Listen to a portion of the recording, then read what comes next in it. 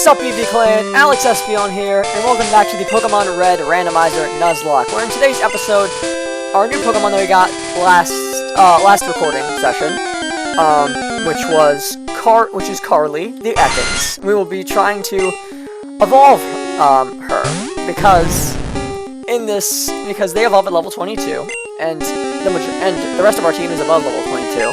So we're just gonna try to get this Pokemon to level 22. Because I want to see what it evolves into. Evolutions are randomized after all, and while I do like myself, I do enjoy Arbok. I like Arbok a lot. Maybe this thing will evolve into something better. And frankly, I'm just curious to see first randomized evolution of the run. However, I'm glad that didn't crit, because if it did, it would have killed me. So I'm just gonna switch out because I thought that Wrap was gonna do more damage than it's currently doing. And this Pinsir, I guess it makes sense because it is the same level as us. It's not below us, and it's a Pinsir, and Pinsir probably has better base stats than Ekans. I don't know how good its base stats were because it got a Mega Evolution, and like I was discussing in the last episode, Mega Evolutions were given out, at least to some extent, to Pokemon that needed them. So, if Pinsir got a Mega Evolution, that means one of two things. Either it's really popular with the fans, and that's why or either it's really popular with the fans, or it's weak and needed one. And unless I'm wrong, and well, I don't think that it's very popular with the fans. I haven't heard a lot of people say like, oh yeah, I love Pinsir. And don't get me wrong, I don't think that Pinsir is like a bad Pokemon at all, but I find it very forgettable, especially amongst Gen 1 Pokemon. There are so many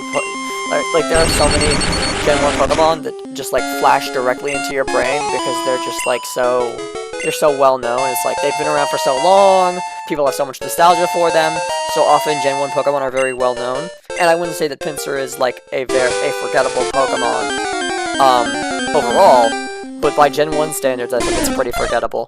Because when was the last time you thought about Pinsir? And riddle me that.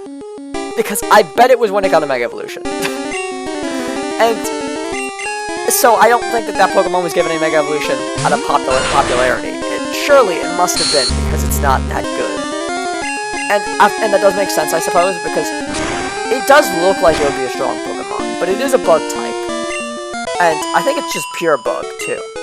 I think the Mega Evolution is bug flying. It could be bug fighting. I know that Mega Heracross is bug fighting, because I know that the original one is bug fighting as well.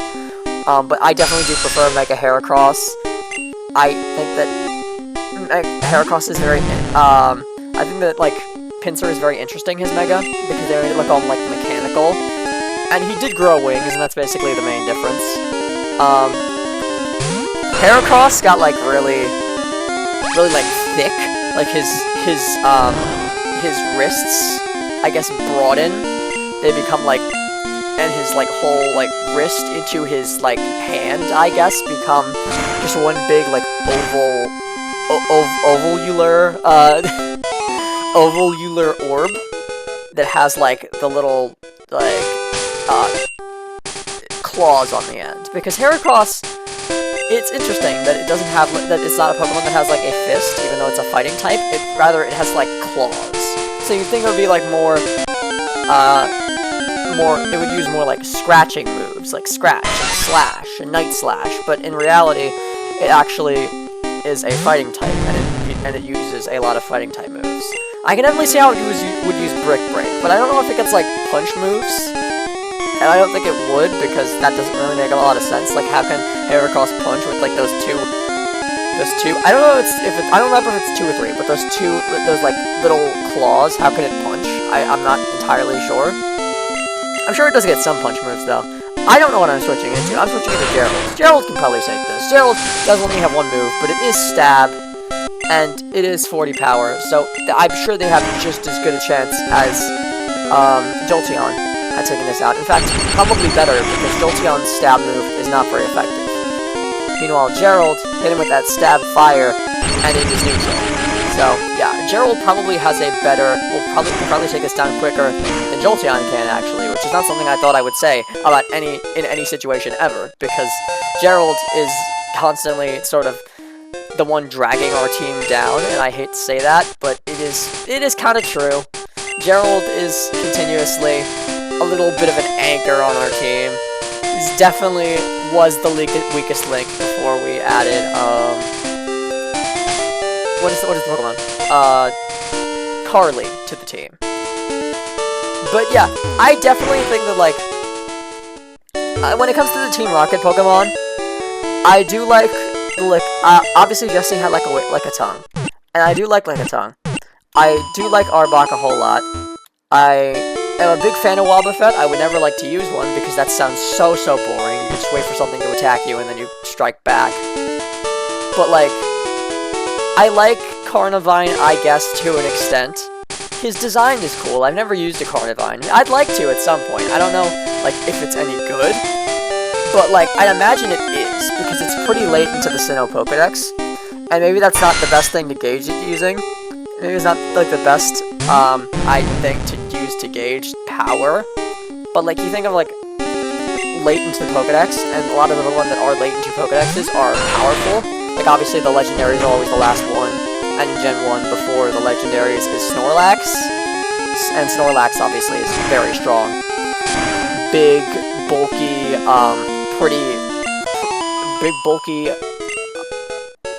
normal type that hits pretty hard with that normal type stab. Like, Snorlax is kind of a beast. I don't really use Snorlax, though. Honestly, Snorlax, I get why people like him, but he's just not my favorite. I really have not used Snorlax ever, and I don't plan on it, because it's just like, he sleeps. I don't really think he's that interesting. If anything, it's kind of interesting that, like, what, like, the colors of him are. Like, his design is kind of interesting. Because I do look at him, and I'm like, what animal is this? What were they going for with this one? So, it makes me kind of confused, if anything. If nothing else, Snorlax's design makes me confused. And I do think that it's funny how he, like, he only wakes up to eat. I think it's like, wow, what a vibe. But, like, I honestly don't like Snorlax that much. Besides, like, it's like, yes, I like the whole idea of him. I think it's funny that it's a Pokemon that only eats and sleeps. But at the same time, design just not that good, in my opinion. There's nothing interesting about it, really, that stands out. It's like, I definitely do think that Komala is just, like, a better sleeping Pokemon. And I know that people will definitely disagree with me on that one, because they're such Gen 1ers in the comments. And, like, overall, Alola just didn't do a lot of things right. I'll admit, I'm not really an Alola person. I don't know if there are Alola people. I know there are. I know there are, but, like, I feel like Alola is pretty widely disliked in the Pokemon community. And I can definitely see why. Slow games, but, like, so is Gen 4. Gen 4 is also very slow, and gets boring real fast. So, I think that, frankly, I think that people, Gen 4 and Gen 7 had that same sort of problem where they're slow. And Ultra Sun and Ultra Moon did kind of fix the slowness problem with Gen 7. So, really, I can't complain about that. I find it kind of lame to complain about that, like Gen 7 being slow, when it's just like, play Ultra Sun and Ultra Moon. They're better with that. They're much better with that. In Ultra Sun and Ultra Moon, things do not feel as slow. I will say they did a good job of fixing that, and I don't know if they were trying to fix that, but it definitely worked. With, like, the new story elements they introduced, it makes the game feel a lot less slow. I really do not want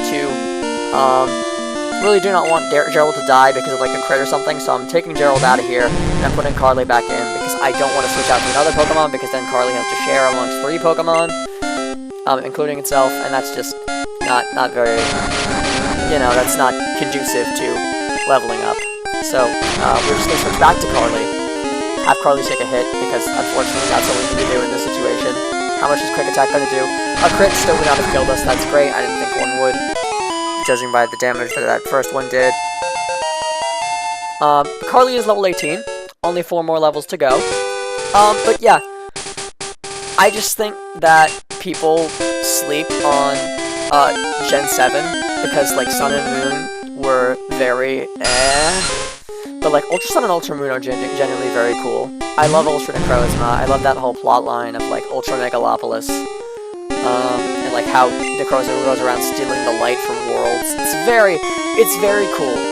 It reminds me of like an endgame type of thing, where it's like, because like the Ultra Wormhole leads to all these different legendaries, so it's like there's all these, it's like all the legendaries you've seen before, and then one super strong one, the likes of which you've never seen, going from dimension to dimension, world to world, universe to universe, stealing light, and robbing those dimensions of their light. It's just like very cool. It's a very cool plot line, and it's really cool that like you meet him on the top of like the building in Ultra Megalopolis, and you're like, and it's like, oh, but it's too late. He already absorbed the light, and now he's super strong. I think it's just such a cool plot line, and it is such a good way, in my opinion, to end off just like the 3DS era of Pokemon.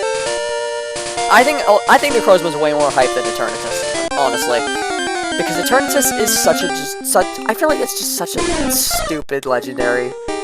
Like, it's like you look at it and you're like, what even is this? And it's like a dragon, but he looks like just a bunch of polygons.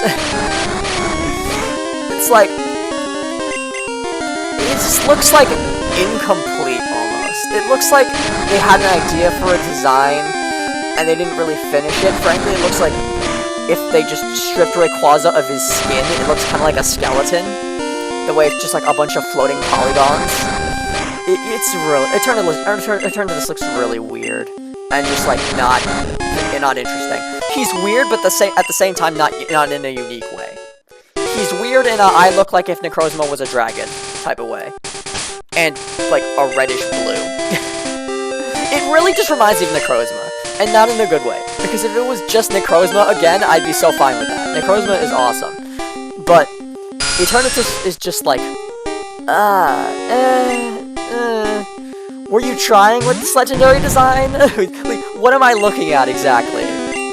It's just a bunch of floating polygons in the shape of a dragon, you know? He looks very odd. And I think that Eternatus obviously like has more of a design, more of a like actual design than regular Eternatus. Obviously now they're leaning in on like a hand, like a big old hand of like, I believe it's like inspired by like Thanatos or something, because like that's a tuss, some sort of god, and I think that it's Thanatos because Thanatos is like Thanos, and then Thanos like snaps, and then once again to go back to like a Marvel, Avengers and crap. I have never watched Marvel, I'm gonna be honest, but I watch Original 151, so I've heard him talk about it, and I watch Film Theory, so I've heard Marvel theories.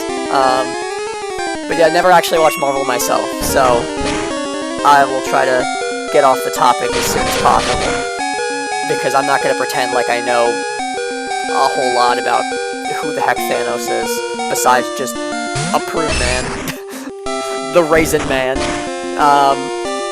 But you know, there's some sort of relation.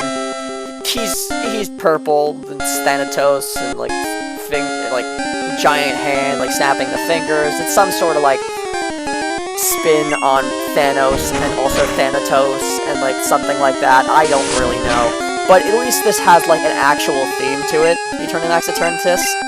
Regular Eternatus, it's just like, what on earth am I looking at?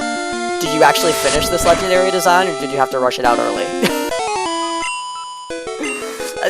Sorry for being harsh, but in general, just like, Gen 8 legendaries are so meh. Like, Zacian is definitely cooler than Zamazenta. And if you disagree with me, you're in denial. You bought Shield and you're in denial. But, like, Zacian is definitely cooler, but both of them suck. It's literally just dogs and one has a sword in its mouth, and one has a shield around its neck as like a mane. And I'm gonna be honest, it's an interesting idea, but the fact that they're both dogs is like, they're both dogs, they're both blue, they both have like the Behemoth move, like Behemoth Blade and Behemoth Bash. They just seem too similar. Like, normally legendaries are like opposites, and these are opposites, but like they look too similar, if that makes sense. Like, opposites have to be different, you know? Opposites have things in common, but opposites are different. Zacian and Zamazenta, yes, one is a sword, and one has a sword, and one is a shield. I was gonna say one has a sword and one has a shield, but not really. One has a sword and one is a shield. He doesn't have a shield, he is the shield. His main is just a shield, which I think is so dumb looking. It's so stupid. It looks like a cone of shame on this dog. I do like the whole idea of, like, they get the rusted weaponry and then they go into, like, their crowned form. I think that's interesting, and I wish that more legendaries did that, where they had, like, different forms. But, I don't know, you compare it to something like, X and Y's legendaries, you know, where they're just, like, so different. Like, one is a bird, and one is it's not just, like, dark versus fairy. It's death versus life. It's bird versus deer. Like, there are so many differences between the two legendaries. Same with, like, Groudon and Kyogre. Like, one is a dinosaur, one is a whale. One lives on land, one lives in the ocean. One is ground type, one is water type. Yes. Why did my brain decide to crash there? One is water type, I think. Water type. Yes. Kyogre is a water type. Thank you, Alex, for... Your brain just started braining, apparently. Too early in the morning for this. I'm recording this, breaking the fourth wall. I'm recording this at 9 o'clock in the morning. So, forgive me, if my brain is not braining right now. Because I did just wake up like an hour ago. And, you know, it's the summertime, so, like, oh, why are you waking up at 8? I don't need to go to school. I don't need to go to school right now. During the school year, I gotta wake up at, like, I wake up at, like, 5:30 to 6, but, like, now it's summer, so I'll wake up at 8 if I want to. So, yeah, normally I wouldn't be, during the school year, I definitely wouldn't be tired at 9 o'clock. I'd be wide awake, ready for class, but, yeah, it's the summertime, so, you'll have to excuse me, but I'm a little tired right now. My brain isn't braining. But, it just seems like they are way too similar compared to other legendaries. Especially, like, you compare them to the most recent ones. And I think it shows just how inferior Zacian and Zamazenta were. And just how lame it is. Because they are just, like, they're so similar. They're both blue dogs. Both their names start with Za. They're both, like, steel type, I think. One is fairy, one is fighting, but they're both steel in the crown form. And I believe that the fighting one is Zamazenta. I'm fairly sure about that, which means that not only is Zacian the cooler one, but they also just win in a type matchup wise. Because Zacian is fairy, which is super effective against fighting. However, I will say Zamazenta is also crown form. Zamazenta is also steel type. So, you know, it's not like the fairy type moves are going to do a whole lot if the Zamazenta's in crown form. But yeah, I feel like, honestly, I kind of like Zamazenta better without the normal Zamazenta, better than crown form Zamazenta, because it just looks so stupid that he's just got a shield around his head. Like, literally, I've never come to this conclusion before, but it does just look like a cone of shame. It's freaking, like, the dog cones that they put around. I don't know when I've heard it referred to as cone of shame, but I definitely did hear that in some media. And I don't know if that's, like, an actual real-life thing. Isn't it like Secret Life of Pets? Yeah, Secret Life of Pets is so good. Illumination is just, like, they're really good at what they do. And it's like, yeah, they make stuff for kids, but I play Nintendo games, so, like, I don't have a problem with consuming media that's normally for, like, actual children. Because, like, they do often throw things in for the adults. And especially with video games. Just because a game was designed for children doesn't mean that exclusively children have to play it. Especially Mario. Like, I think Mario is very, just... everyone can enjoy it. It's designed for children, sure. It's designed with children in mind, that is their target audience. But Mario is just enjoyable to everyone, I feel. And just because you're, like, just because you grow up doesn't mean you have to, like, ditch old things if you really love them. And I think that that's such a, like, I hear PokeTubers talk about it all the time, like how they ditched Pokemon because friends of theirs in school just were like, that's lame, why are you playing that, that's for children. And I have had people tell me like, oh, Mario is for children, why do you play that? I have not actually, I shouldn't say I have had people, I've had a person tell me that. And I was like, and all my friends were around him, ready to back me up on this one. So he backed off. And why am I sending out Alice against a flying type? I'm so stupid. I'm not even thinking. I'm just talking. Which is a trap that I typically find myself in while playing this game, I suppose. It's not. Was that a crit? Whatever. It doesn't matter. We karate chop and finish it off. I really didn't want to switch out Alice. I really didn't want to go to a different Pokemon. Alice grew levels 26. Did I just switch to Alice because they were the lowest level? That's probably what I did. No, I did not. Gerald, I could have also switched to. I literally just did it by chance. I guess I switched to Alice because Andrew is level 26, and Alice and Gerald were not. They were level 25, and Gerald was not doing well in terms of health and, like, status. Yo, a Pokemon with half health who is paralyzed in a Nuzlocke, it's just, they are crippled. They are so, like, it is crippling. They cannot be, you should not send that out ever. Just, like, get them to a Pokemon Center immediately, because that is just a bad place for a Pokemon to be in a Nuzlocke. You never know what a Pokemon could do to you. If it's, like, if you're, like, paralyzed and below half health. It's as easy as you run into a strong Pokemon, and then you get them off the floor with you before you can even hit them. Because, you know, paralysis is just so crippling. Because, like, even for Pokemon that, like, are so much stronger, so much like higher level, even if you're like 10 levels above a Pokemon, it might still outspeed you just because you're paralyzed.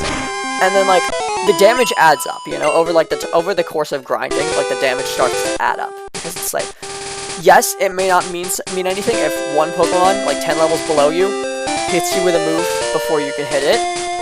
But but paralysis when you're grinding against low-level Pokemon is frankly the difference between, like, killing something without taking damage and killing something after taking, like, 2 damage. And 2 damage may not sound like a lot, but once again, it stacks. It stacks up. It starts to matter when Pokemon keep on hitting you, and everything's going to start hitting you first, and therefore you're going to start taking a lot of damage. And that's 2 damage like every Pokemon. And if you are grinding on low-level Pokemon, as I was saying in this example, then you're probably going to... I don't know where I'm going with this. I just had a brain fart. What was I saying? If you're fighting against low-level Pokemon, you are probably going to something.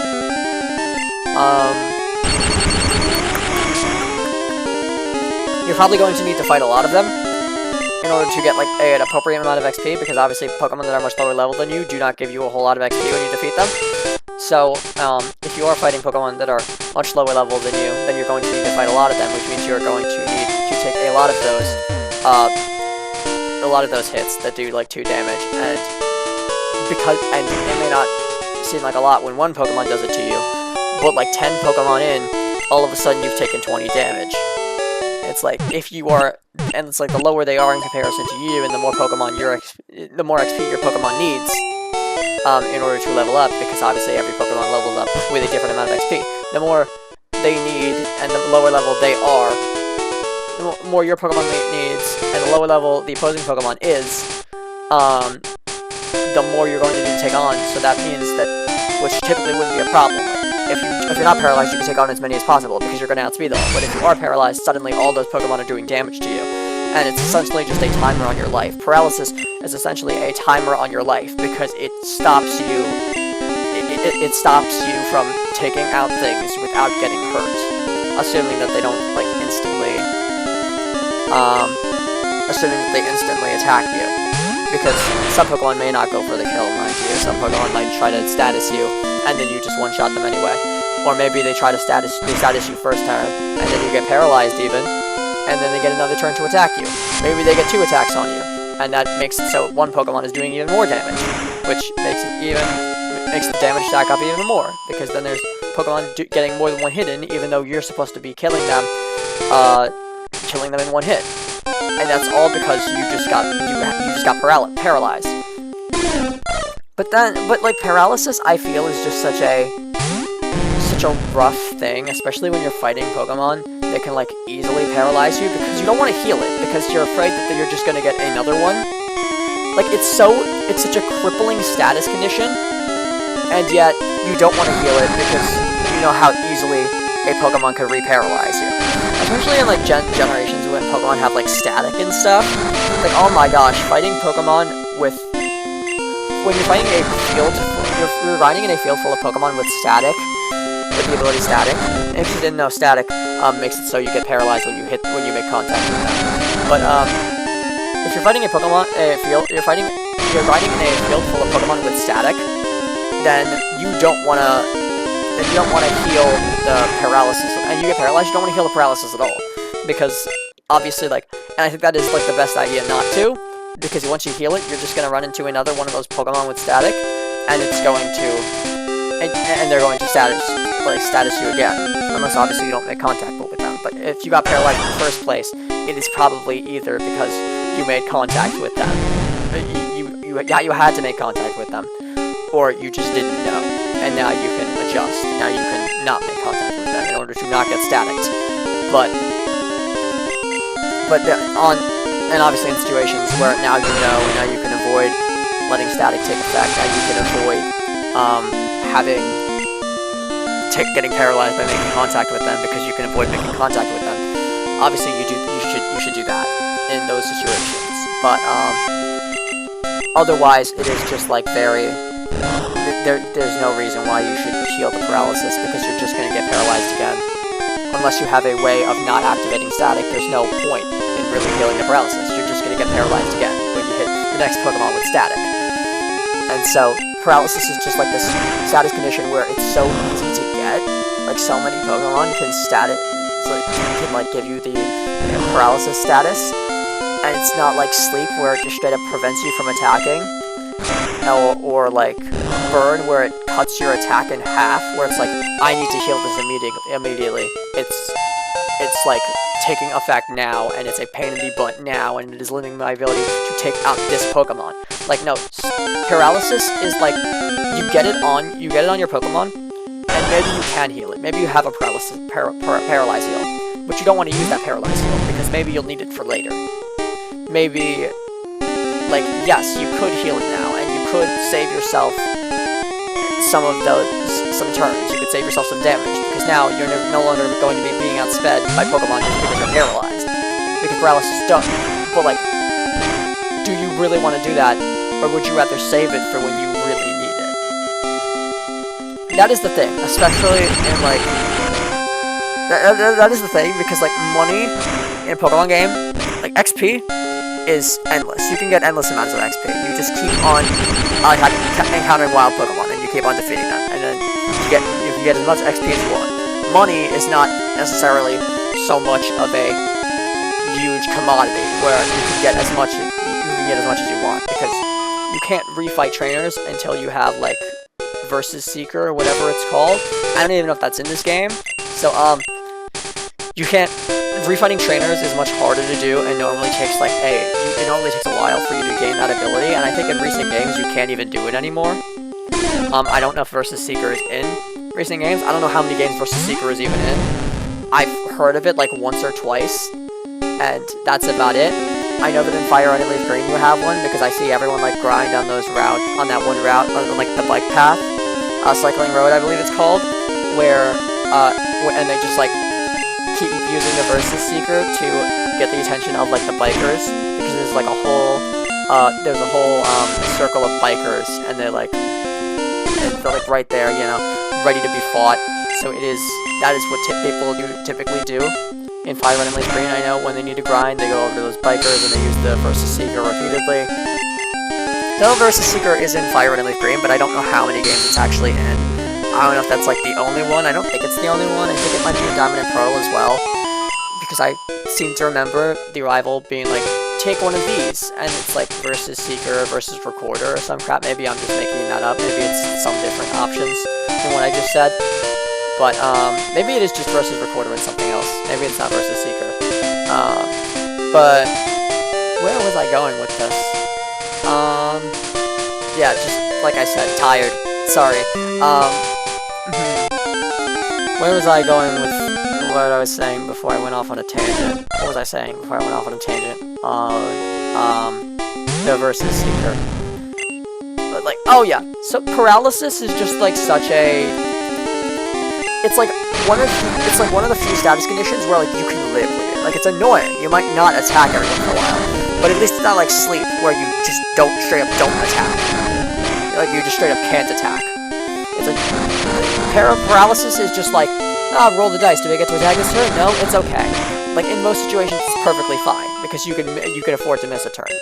So it's because of that like people are like, okay, I can live with it. I'd rather, like in certain situations, paralysis can be very dangerous, obviously, because then you are missing moves. And like when a Pokemon is doing a lot of damage to you and you need to take it out quickly, and you're not like, your moves aren't hitting it because you're paralyzed, obviously that is a great time to use a paralysis heal. But you want to save but when you have paralyzed heals, you want to save them for moments like that. So when you are in a field grinding and you're not getting any money, rather you're just getting XP, since money is such a like hard to come by commodity, money is like a one-time thing in most situations and in most games. Well, XP, you can get as much as you want. You would rather just go back to the Pokemon Center when you're ready than waste paralyzed heals, healing your Pokemon of paralysis over and over and over again. Also, this is really annoying that I'm poisoned and being wrapped. This is obnoxious. This is the problem with freaking poison, with like grass types in this generation. I believe that Tangela does this too. It's annoying. It's really, really annoying. And in general, just like rap, I'm so glad it doesn't work like this in future generations, because I know I've talked about it before, and I will continue to say it's annoying until we are out of Gen 1. And then maybe even I will continue to say it's annoying even after that, because I will be like, hey, remember that stupid mechanic in Gen 1? But yeah, paralysis is just like so. It's like in certain situations it's bad, and so you want to save your paralyzed heals for those certain situations. And so you don't, when it's like not a big deal, you sort of like live with it, and so it slows you down because so a lot of your moves aren't hitting. It slowly makes you take damage.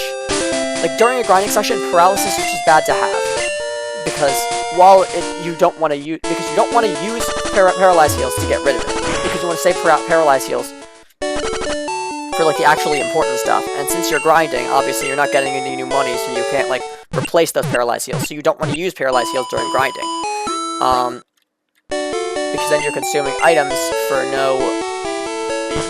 and then you're consuming items and not getting any money to gain them back. Frankly, you just don't want to consume items, period, during a grinding session. And obviously, if you really need the XP and you don't have a lot of places to grind, and you know you can take down the Pokemon, but you just need a couple healing items, that's like a very bad, it's not a very good like place for you to grind. But if you are really out of options, then I guess sometimes you have to consume items during grinding, but that's obviously just not beneficial, because you are not gaining any money. You are essentially throwing away money in return for Pokemon that are stronger, in return for the ability to level up your Pokemon, which is a fair cause in some cases, but definitely if you don't need to grind and your only option is to grind in places where you would need to heal, then you shouldn't be grinding, period, because you don't want to consume healing items, trying to win battles that won't give you money to replenish those healing items. Using healing items while grinding should be avoided when necessary, because it is a net loss. And if you're grinding in an area where you are like getting good XP, but you are sacrificing healing items, then you should probably pick a different area to grind. Because like, yes, it may seem slow to try to grind somewhere else where the levels are lower and you're not getting as much XP, but like, just think about how slow it is, you having to heal up your Pokemon repeatedly. Like, that slows it down considerably. And if you are grinding in a spot where the levels are too much for the Pokemon you are trying to grind, then not only are you going to be using potions, wasting resources, trying to get that Pokemon to defeat these Pokemon that are slightly higher level than it, but it's also going to take a while just to kill one Pokemon and get that XP. So, like, yes, you're getting a lot of XP for killing these strong Pokemon, but it balances out because really, you could just go back a couple routes and fight weaker Pokemon, and you may be saying, but Alex, that doesn't give as much XP. But in the long run, it might even give even more, because yes, you are getting a lot more XP from like higher level Pokemon, but it's taking a while to beat them. When on a route that's like a route that's earlier, where you don't struggle as much, you can literally be like one-shotting Pokemon, and yes, they give out much less XP, but the more powerful Pokemon that give out more XP take much more time to kill. So therefore, in the time that you are taking to kill one Pokemon that gives out a lot of XP, you could have killed like 3 Pokemon that give out a little, and slowly that will start to add up. So, in most cases, it is just better, I feel, to go to a route where the Pokemon are weaker. Where you want to go to the route where, when grinding, you want to go to the route that has the highest level Pokemon that you can deal with appropriately. If you are fighting Pokemon, if you are trying to grind, and in your effort of grinding, you are fighting Pokemon that you cannot appropriately deal with, without losing a whole lot of health, or consuming a whole lot of items. If you are consuming items and losing a lot of health just to one battle, then that means you are going to either have to go back to the Pokemon Center after every single battle, or use healing. If you are losing a lot of health, you either have to go back to the Pokemon Center after every battle, or use healing items. One is a waste of time. One is a waste of time, and the other is a waste of resources. And in general, not only is like using healing items a waste of resources, but also sort of a waste of time. Not as much so as going back to the Pokemon Center every time, obviously, but it is a smaller waste of time. And so just go back. So frankly, you should just go back. If you are struggling trying to grind on Pokemon on a certain route, then you should go back to a route with lower level Pokemon to make the grinding easier. So therefore, you are not consuming potions, and in doing so, wasting resources. Because you really do not want to waste resources, and you do not want to put your Pokemon in danger just so they could get more XP. If your Pokemon are taking a lot of damage from the Pokemon they are grinding on, then it's bad because you are putting them at risk, and if you are trying not to put them in risk by healing them up constantly, then it's bad because you are wasting resources. Either way, it is a lose-lose situation if you are trying to grind on Pokemon that are too high level for you. So it is really just better to, while it may seem slower, it might not actually be the case, because going to a route with lower level Pokemon means you'll be able to kill more Pokemon in less time. And therefore that XP which you're getting, which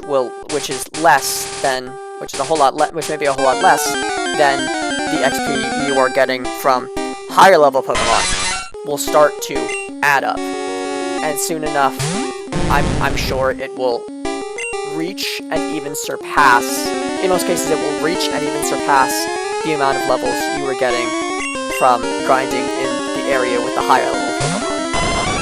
Just because, like, time is something that a lot of people, time is something that needs to be taken into consideration.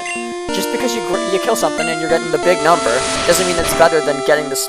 Just because you take a long time and kill something and you get the big number, you get a whole lot of XP, doesn't mean that's better than just killing a bunch of little things to get small amounts of XP in much shorter intervals.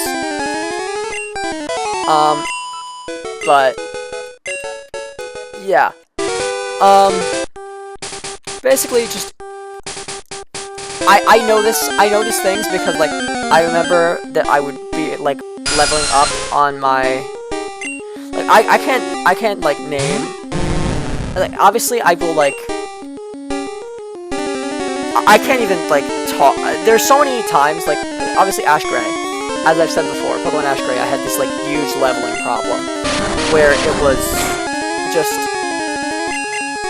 I was constantly below the level that I should be, and I can speak from experience because in that game I did have situations where I was just like consuming like 3 to 4 potions per battle, just trying to make sure that Pokemon got leveled up. And trust me when I say it's not worth it. It's better to just go back to a route where there's lower level Pokemon that you can actually deal with the Pokemon without consuming potions. Because it just took so much. When I went back to older routes, yes, I was getting less XP, but I was getting I was getting the XP more often because I wasn't wasting time doing all that healing, and I wasn't whittling away slowly at health bars that were way too big for my small underleveled Pokemon. So, really, take it from me because I have experience in this. Like, sometimes it is just better to go for the weaker Pokemon when it comes to grinding. I really just want to get Ekans up to level 22 and end off the episode, but this is taking a very long time. Hour of power, possibly? Probably not. It's probably going to level up in like the next 5 minutes. Still, 45 minutes, not a... And quite a lot of time you spent here that you've spent listening to me rant about leveling and grinding and how it works. But yeah, as I said in a previous episode, Gen 6 designs are very hit or miss because you have really good ones. Like in my opinion, you have like really good ones like Dragalge and like the Scrump line. And, like, the Goomy line. Oh my gosh, I love Goomy. Goomy's so cute. Goodra is, like, also really cool. I like the idea of just a slime dragon, because I feel like you don't hear that very often. It's like, oh, fire dragon? Sure. Ice dragon? Yeah. A lightning dragon? Of course. Like, there's one in Mario. But, like, how often do you hear of a dragon made of slime? That's a very interesting idea, in my opinion. You have good designs, like Goomy, like the Goomy line. The Scrump line, the Clauncher line. I know my brother hates Clauncher and Cloyster, but I think Cloyster is just such a fantastic Pokemon. It is literally like a Mega Man of Pokemon.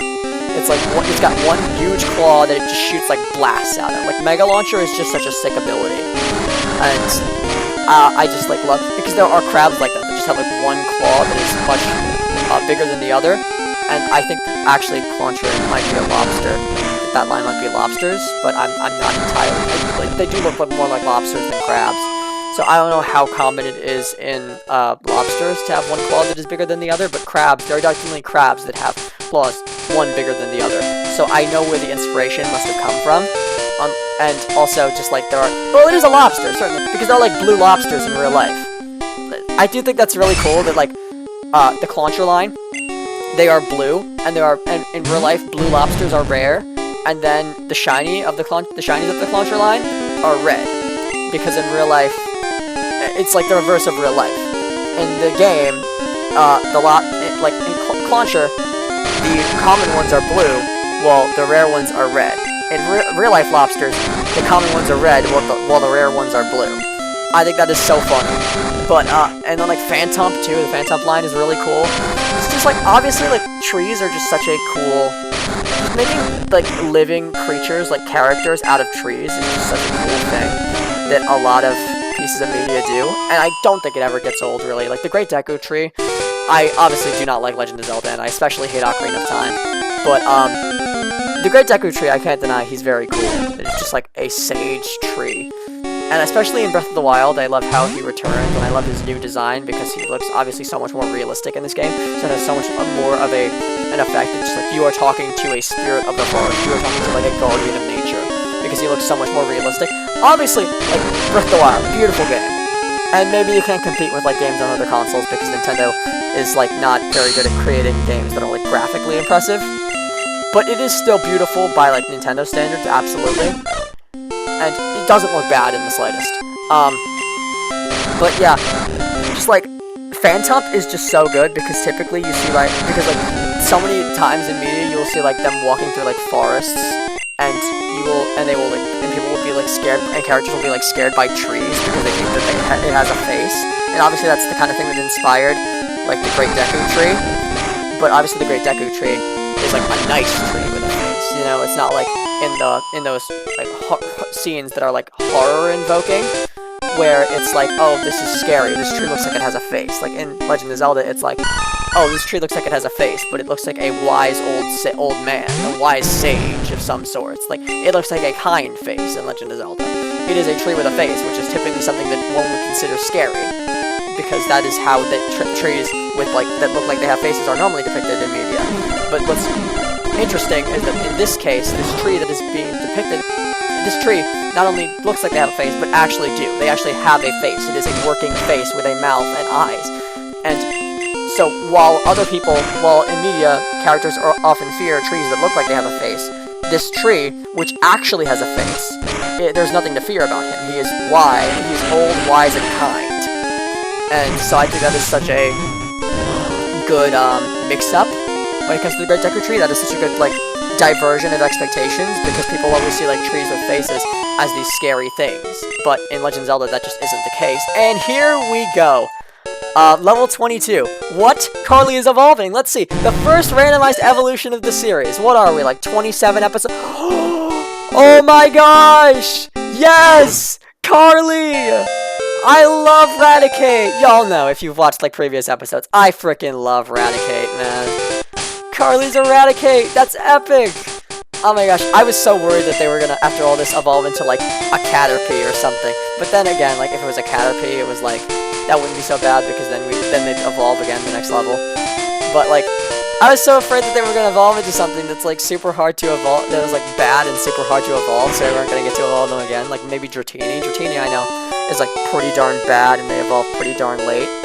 So, while I could just end off the episode here, but we are at 46 minutes, so might as well take it to the 50-minute mark while we're making a long episode. Let's try out our new Raticate here.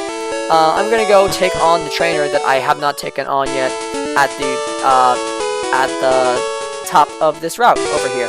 And then next episode we can get a new encounter in Diglett's Cave, and hopefully that one is considerably higher level than the one we got over here. What? You were literally not facing me. What? He's like, I see something! Our eyes met! That means it's time for a trainer battle! It's like, no, you were literally looking in the opposite direction of me. There aren't many bugs out here. So clearly this guy's a bug catcher, right? Because we learned in the last episode that bug catchers are actually bug catchers. Yeah, this bug catcher is in fact a bug catcher, which, in case you missed the last episode, is weird, because trainer classes are randomized. Oh my gosh, this is so strange. Wait, my Raticate has... This is odd. This is very odd that my Raticate has Wrap and Poison Sting. I'd love to keep that just for the heck of it, but I know Raticate's gonna learn better moves, so I'm probably gonna end up deleting those. It's just so funny to see Raticate with Wrap and Poison Sting. I wonder if this Raticate can learn any of the TMs we have. I don't think any of our TMs are, particularly good, though, is the thing. So I don't think that there's one that is, worth them learning. But last time I checked, there was nothing, worth learning in terms of what we could, in terms of, Pokemon learning it, what we could learn. The Pokemon that could learn the TMs we had, it wasn't very good on them at all. And I think we had, we have Focus Energy, which, as I said in a previous episode, completely and utterly useless, at least according to my brother. Because it has the opposite effect as it does in future generations, where rather than upping critical hit chance, it actually lowers it. So it is the only move that's only purpose in the game. It's the only move in the game that only lowers a stat, rather than because some moves lower one stat and increase another, like Curse. This one literally just lowers a stat. What is being sent out? I just forgot because I was talking too much. Oh, Nidoking. This thing's. I'm gonna keep Carly in just for the sake of Switch Training. I'm glad I kept Carly in because that means we get XP from Switch Training. But definitely should probably switch out. Then again, I don't want to lose Carly because I just got them. Nothing he does is gonna kill unless he gets a crit, but I'm afraid of a crit, so I'm gonna heal. I don't want to switch out because really we don't have anything that can handle this any better than Carly can. Poison Sting, fine, perfectly fine. I'm just worried because I know Nidoking is used for speedrunning in this game, so I imagine it's very good. But oh my gosh, yeah, we have nothing to worry about. Critical hit and flinches, my gosh. Carly, I underestimated you. I'm sorry. I thought I needed to heal you up, but you could take that Nidoking easy. You didn't need the healing. You're just that good. No, you're kidding. No, I'm not. I have a freaking Raticate, and I'm so happy because she's putting in work. Carly is putting in work. This is so exciting. I'm so excited. I have a Raticate for like the 3rd time in a Kanto game. I'll never get tired of using Raticate. Never. This is just so fun. This is just high attack, stab normal type moves. Just fantastic. And no, we do not have. And yeah, we don't have Hyper Fang, which is a big drawback. Because, like, Rattata learns Hyper Fang at, I believe, like, level 18, and obviously this Pokemon was never a Rattata. So that stinks that we don't have Hyper Fang, but at the same time, it is still a Raticate, and it is still going to be learning normal type moves in the future. So that is great that we will have access to strong we will have access to, with our high attack, we will have access to strong normal type moves. And I think we have, let's go buy some Pokeballs, just for the next episode. I want to usually keep it at 10. I'll buy 2 then. We have quite a lot of money. I want to see if we could buy super potions. Let's do that actually, because I know that we haven't used like any of our potions. So it's a bit silly to buy super potions right now when we have so many regular potions that we can use, but they're just not doing it for us. We have too much health at this point in the game. Especially when our Pokemon are all, like, fully evolved here, right? All of our Pokemon are fully evolved. We have Magmar, we have Jolteon, we have... no, Machop is not fully evolved. But even so, Machop has quite a lot of HP. So, the Super Potions just aren't doing as far as... This is not the way I go. So, basically, we're gonna head over to Diglett's Cave now. Get our encounter there. We're gonna go past the SSN Boardwalk port for now. And, in the next episode, we will get an encounter here. So, thank you all so much for watching, EV Clan. Make sure you like, comment, and subscribe. This is Alex Espion, signing off.